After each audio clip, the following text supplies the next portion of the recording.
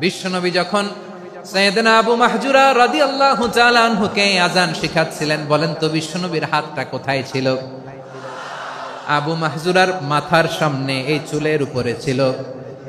আবু মাহজুরা ওই স্মৃতিটাকে ধারণ করবার জন্য, ওই স্মৃতিকে বহন করার জন্য বিশ্বনবীর মোবারক হাত আবু মাহজুরার কপালের চুলের যেই জায়গায় লেগেছে, মৃত্যুর আগের দিন পর্যন্ত আবু মাহজুরা মাথার ওই চুলে কোনোদিন ছুরি আর কামার লাগায় নাই,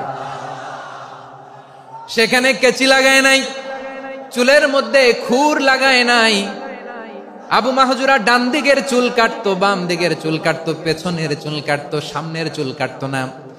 আবু মাহজুরা রাদিয়াল্লাহু তাআলা আনহুর সামনের চুলগুলো বড় হতে হতে যখন এত বড় হয়ে যায়, তিনি চুলগুলো পেঁচিয়ে মাথার মধ্যে রাখতেন, তারপরে তিনি পাগড়ি পরতেন। সবাই জিজ্ঞেস করতো, আবু মাহজুরা